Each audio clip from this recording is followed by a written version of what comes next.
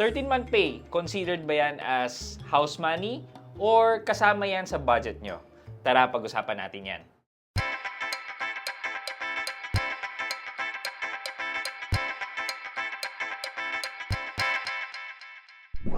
Hi guys, this is Pat and you're in Pat Quintos Review TV. So if you're new to my channel, I do reviews about personal finance na meron na ako experience or meron na akong knowledge at ginawa ko na yan ng videos and playlist na makita nyo dito sa taas. At kung bago ka dito sa channel ko, you may want to consider subscribing to my channel. Guys, for today's video, sasagutin natin yung tanong or i-explain natin yung kadalasan nangyayari about the 13-month pay.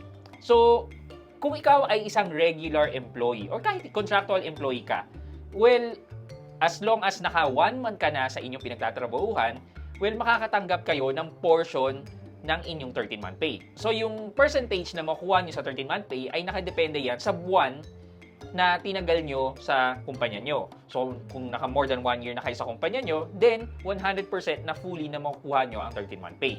So, doon naman sa mga wala pang isang taon, prorated yan na base yan sa number of months na in-stay mo sa company until ma-reach yung December. So, ano ba yung house money na tinatawag? So, meron tinatawag na house money effect.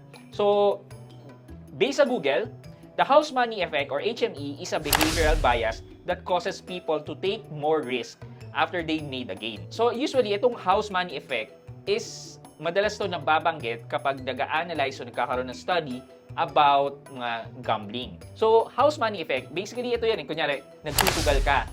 Tapos, nanalo ka ng 1 million o ng 100,000. So, kaya tinawag na house money yan sa mga casino yon. Yung casino, yun yung tinatawag na the house. So, kung nanalo ka from casino, then yun ang tinatawag na house money. Money na galing dun sa casino.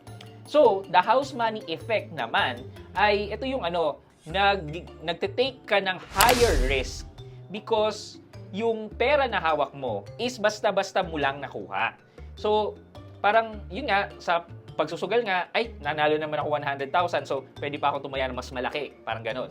So, let's relate that sa 13-month pay. So, ang tanong nila, is 13-month pay considered as a house money? Ano ba ang karanasan nyo with your 13-month pay? Saan nyo ba ginagamit yan? Well, ako aaminin ko, nung bata-bata pa ako at nagsisimula pa lang magtrabaho, I considered it as house money. So, hindi ko alam na yun pala ang tawag doon, house money effect.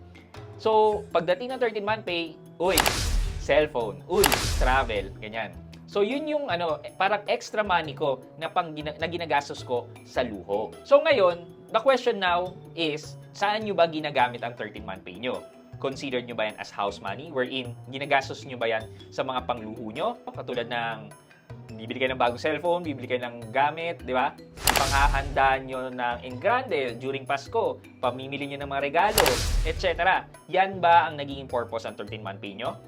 Well, ako, as years goes by, na-integrate na ang 13-month pay ko, actually pati 14-month pay ko, sa pagbabudget namin. Sa start kasi ng taon, pino-forecast na namin kung magkano yung mga expenses namin hanggang makarating ng December. So, kasama ang income sa pagpo-forecast namin. O tipong makikita namin, ito, pagpasok sa savings, tapos magkakaroon ng extra pera dito, itong buwan na to, yan naman ang ipapasok sa tuition, etc. So, for us, during my latter years of working sa corporate, yung 13-month pay ay considered na as part of my budget. So, siguro, katagalan kapag nagiging mautak ka na tungkol sa pera, well, nawawala na talaga yan yung mga luho-luho as mas nauna ka na yung mga importanteng bagay.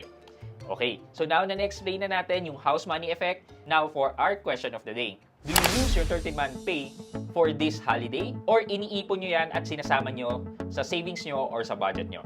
Yan. Let me know sa comment section sa baba at may chance kayo manalo ng 1,000 pesos sa ating weekly GCash giveaway. Yun lamang po for today's video, but before we end this video, mag-shoutout po muna tayo at shoutout kay Winnie Bordo 9001. Sabi niya, watching from Imus. Okay naman sa akin, but my credit limit ganun pa rin. At Winnie Bordo 9001, shoutout po sa inyo. Maraming salamat sa panonood at pagsuporta ng aking mga videos. Thank you so much. I hope you can like this video, leave a thumbs up, and if not, wala nang problema dyan, but continue to support me by subscribing to my channel by clicking the subscribe button and also the bell button sabi subscribe para makareceive kayo ng latest notification sa lahat ng upload ko. Again guys, this is Pat Quinto and you're in Pat Quinto's Review TV. Bye-bye!